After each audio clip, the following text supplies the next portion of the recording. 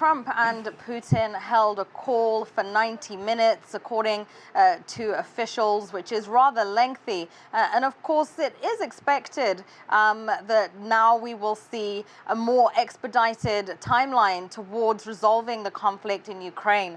Trump did say that the conversation was lengthy and productive. And of course, right up until he actually was inaugurated, was saying that this was a top priority to resolve the conflict in that country. For Russia's part, they also said that they are willing to go with peaceful negotiations to reach a long-term settlement. That is a slight difference in terms of emphasis, in terms of what that timeline could look like. But certainly these things are moving. On top of that, right after that phone call, Trump did get on a call with Ukraine's leader, Volodymyr Zelenskyy, who is very much, I would imagine, anxious to see what's going to happen next. The U.S. has departed slightly from the policy that we saw under Joe Biden, which was very much Ukraine and backing Zelenskyy. He was in the United States a number of times. And on top of that, there had been some notion that there could be a path to NATO.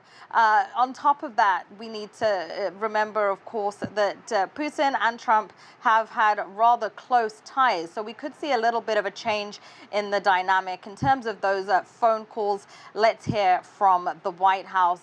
Secretary Rubio and also the Vice President, J.D. Vance, will be meeting directly with President Zelenskyy in Munich on Friday, and I'm sure they will provide a readout of that conversation and that discussion. Certainly, the president has employed a very strong team, or deployed a very strong team, to continue these negotiations. And the fact that he was on the phone with both President Putin and President Zelenskyy today shows that he's very much involved in this effort as well. Hegseth, importantly, made a commitment to NATO, of course, a very important U.S. ally, but was quick to say that dependency was not going to be a part of the dynamic. So very much reiterating that while there's a commitment to resolving the conflict in Ukraine, in terms of the role of the United States, they want to take more of a backseat.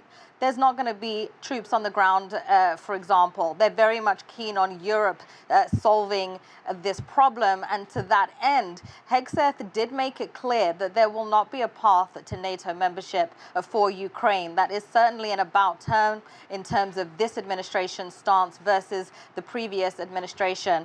So it will be interesting to see how that unfolds, especially as both NATO and the previous Biden administration had repeatedly said that a path to NATO membership would be possible. Let's remember, of course, that Donald Trump has repeatedly complained that NATO does not pay its fair share in terms of defense budget spending. And so we can see with this current policy and the expectation of how this conflict should be resolved that the U.S. is doubling down on exactly that point.